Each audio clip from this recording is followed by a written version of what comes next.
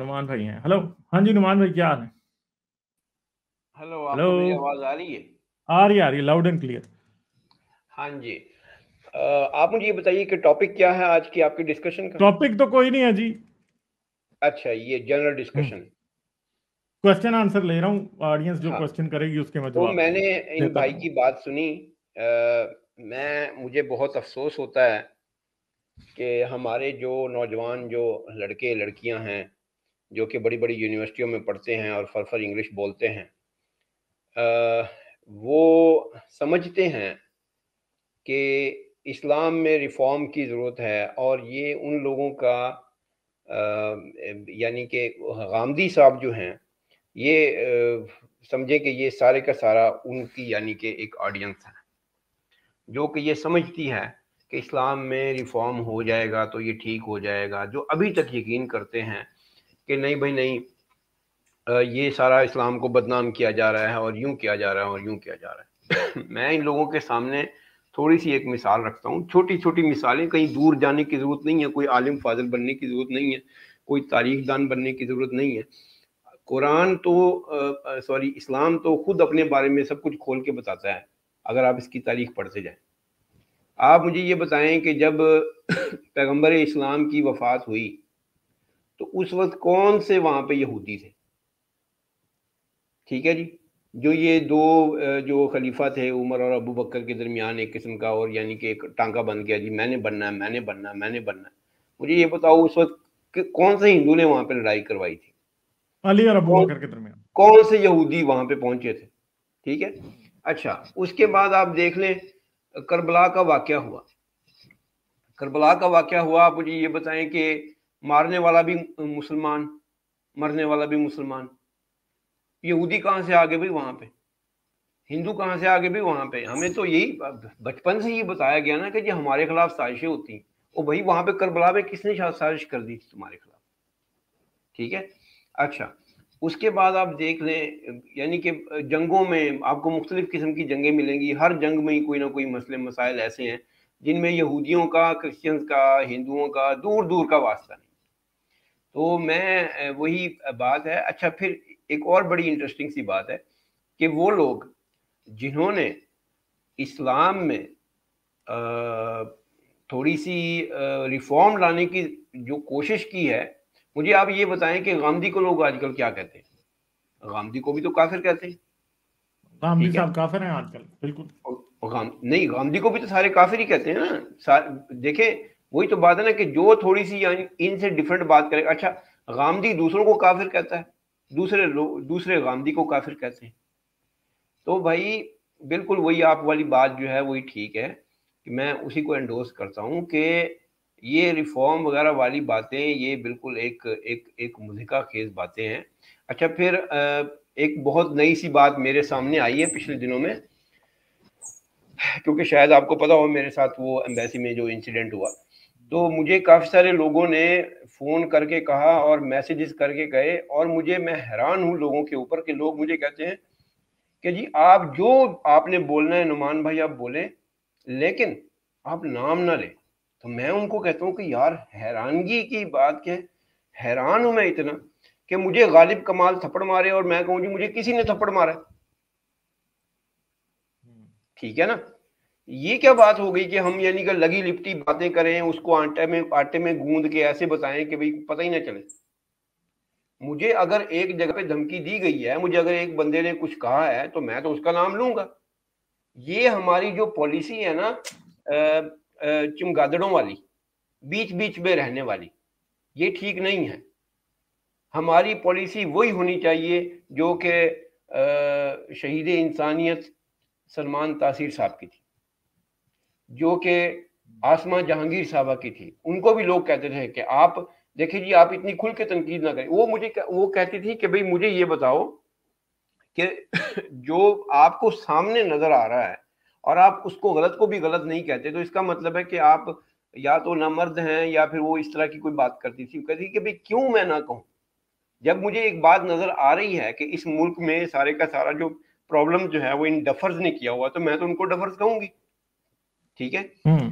तो ये बातें कर देना कि नहीं जी नहीं ऐसे ना करें, ऐसे ना करें, वैसे ना करें, باقی یہودیوں کی اس بھائی نے بات کی، میرے بھائی نے، یہودیوں کو انہوں نے بہت دور سے دیکھا ہوا ہے، انہوں نے 2-4 دن گزارے ہوں گے. آپ کو ان بھائی کو شاید پتہ نہیں ہے، میں یوکرین میں رہتا ہوں، اور یوکرین جو ہے یہودیوں کا دوسرا بڑا گڑھ ہے. گڑھ بالکل ٹھیک ہے جی، دوسرا بڑا گڑھ ہے. اور یہاں پہ آپ دیکھ لیں کہ یوکرین کی کوئی ایک اندازے کے مطابق 30% آبادی جو ہے وہ یہودی ہے. ٹھیک ہے جی. اچھا، اس میں پھر کیا ہے کہ میں آپ کو یہودیوں کا جو آرتھوڈاکس یہودی ہیں، یہ بالکل وہی مسلمانوں کی طرح یہ انتہائی سخت قسم کے ہیں. میری بیوی کی دو جو فرینڈز تھیں، ان کو طلاق ہوئی ہے وہاں پہ. اور طلاق کیسے ہوئی ہے؟ اکثر یہ یہاں سے جتنی بھی لڑکیاں جاتی ہیں یہودیوں سے شادی کر کے وہاں پہ، اور کیونکہ وہ سمجھتی ہیں کہ وہاں پہ وہ تھوڑا سا، یعنی کہ یوکرین کے مقابلے میں کافی سٹیبل کنٹری ہے اسرائیل. اچھا، تو وہ شادی کر کے بیچاری چلی جاتی ہیں یوکرینین لڑکیاں. اچھا، جب واپس آتی ہیں تو پوچھتے ہیں بھائی کیا ہوا؟ میں نے اس سے طلاق لے لی. کیوں بھائی؟ وہ تو بڑا لبرل مجھے لگتا تھا، لیکن کیونکہ دیکھیں ہمارے ہاں مسلمانوں، یعنی کہ ہمارے پاکستان میں مسلمان معاشروں میں جو ختنے ہیں یہ سنت ہے، یعنی اگر نہ بھی کرو تو کوئی مسئلہ نہیں. اور مگر وہاں پہ نہیں ہے، یہودیوں میں یہ فرض ہے. فرض ہے. ٹھیک ہے، جب تک آپ نے اپنی لولی نہیں کاٹی آپ اس وقت یہودی ہیں ہی نہیں. ٹھیک ہے، تو اس بات کے اوپر آ کے، اس چھوٹی سی بات کے اوپر آ کے وہ طلاق دے دیتے ہیں. ایک لڑکی کو طلاق ہوئی ہے کہ اس نے کہا کہ جی میں نے اپنے بیٹے کا جو نام ہے وہ یشوع رکھنا ہے. اس نے کہا کہ نہیں، یشوع یہ تو جناب عیسیٰ تھا، ہم تو کوئی یہودی نام رکھیں گے. تو وہ بھی وہی بات آپ کی وہی آ جاتے ہے کہ مذہب جو ہے، مذہب کبھی نہیں بدلتے، انسانوں کو بدلنا پڑتا ہے. انسانوں کی جب سوچ بدل جاتی ہے کہ دیکھیں جب لوگ اس شاپر کو سونگ نہیں بند کر دیں گے تو ظاہر سی بات ہے اس شاپر کو ہر کوئی پاس سے گزر کے جاتا جائے گا، تو یہ شاپر کسی کے لیے اس میں جو کچھ بھی ہے وہ انٹرسٹنگ نہیں ہوگا. تو یہ جو بات ہے وہی بات ہے کہ ریفارمز والی بات کرنا میرے خیال میں یہ ایک اپنا ٹائم ضائع کرنے سے اور کچھ بھی نہیں ہے. صرف اور صرف جو ہے نا، اب یہ، یا پھر دیکھیں جب ہمیں اسلام کی یا کسی بھی مذہب کی اصلیت کا پتہ چل جاتا ہے تو ہمارے سامنے دو راستے ہوتے ہیں. پہلا راستہ کیا ہوتا ہے؟ پہلا راستہ یہ ہوتا ہے جو آپ نے اختیار کیا، جو میں نے اختیار کیا، جو باقی سب نے اختیار کیا ہوا، کہ ہم اس کو بیٹھ کے بولیں کہ یہ بات غلط ہے. ٹھیک ہے. دوسرا راستہ کیا ہوتا ہے؟ دوسرا راستہ ہوتا ہے غامدی صاحب والا. ٹھیک ہے، کہ اس کو، یا پھر دوسرے کافی سارے، میں پاکستان میں 3-4 مولویوں کو جانتا ہوں جو کہ کہتے ہیں کہ جی ہم نے 8-8 سال لگائے ہیں، 10-10 سال لگائے ہیں، درس نظامی کیا، یہ کیا وہ کیا، لیکن اب کیا کریں کیونکہ ہمیں گھر بھی ملا ہوا ہے، ہم مسجد کی امامت بھی کرتے ہیں، پیسے بھی ملتے ہیں، اب ہم کیا کریں؟ تو آپ کے سامنے سیدھے سیدھے دو راستے رہ جاتے ہیں. دو راستے کیا ہوتے ہیں؟ پہلا راستہ ہوتا ہے کہ آپ بولیں جیسے ہم بیٹھ کے بول رہے ہیں. دوسرا راستہ ہوتا ہے کہ آپ اس کو، آپ کو سمجھ آ گیا ٹھیک ہے، بس آپ اس کو اپنا ایک جس کو کہتے ہیں کہ اپنی آمدنی کا ذریعہ بنائے رکھیں. تو یہ میرے خیال میں انتہائی منافقانہ جو حرکت ہے جو کہ کافی سارے مذہبی لوگ کرتے ہیں، اور نہ صرف مسلمان، کافی سارے. میں نے یہاں پہ میرا تو کرسچن سے بڑا رابطہ رہا ہے، میں نے کافی سارے کرسچنس کو دیکھا ہے کہ ان کے جو، یعنی کہ ان کے پاس جو لوگ آتے ہیں آپ بھی 20 روپے بھی اٹھا کے نکال کے وہ دے جاتے ہیں چرچ میں.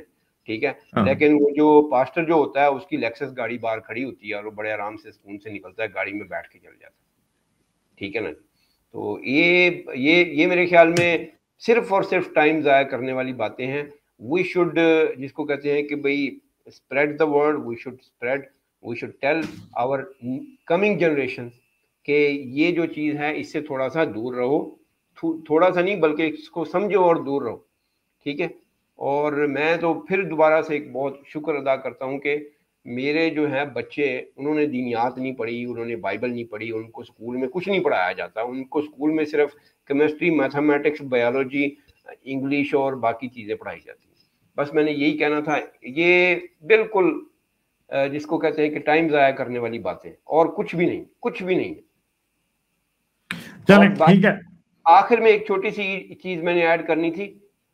ان بھائی نے شروع میں کہا تھا کہ وہ الف لام میم پتہ نہیں کس نے کیا لکھا، یہ کیا وہ کیا.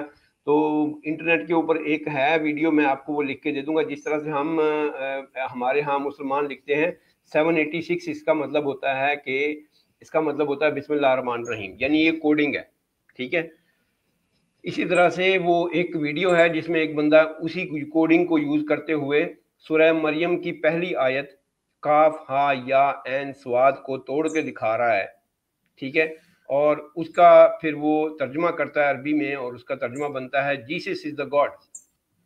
और ये उस चीज़ की एक निशानी है कि कुरान जो है ये एक वर्का बिन नौफल साहब की एक ख्वाहिश थी कि जो ओल्ड टेस्टामेंट है यानी कि पुरानी जो बाइबल है उसको यानी कि थोड़ा सा लिबरलाइज किया जाए। तो आप देख लें कुरान का जो पहला हिस्सा है वो बड़ा ही लिबरल किस्म का है, किसी को कुछ ना कहो, ये ना करो, वो ना करो, अच्छे अच्छे बन जाओ, अच्छे अच्छे हो जाओ।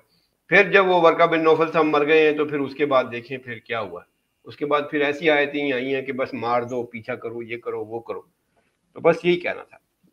चलें ठीक है नुमान भाई, बहुत शुक्रिया, फिर आइएगा, ठीक है। ओके, और गालिब आप ये जरूर कहें लोगों को कि वो सेवनिका वाला जो हाँ वो मैंने शुरू में भी दिखाया है, और उसका लिंक जो है वो इस वीडियो की डिस्क्रिप्शन में डला हुआ है। ट्विटर के ऊपर लोग जाएं और उसको ट्वीट करें सेवनिका, एक्टिव करें।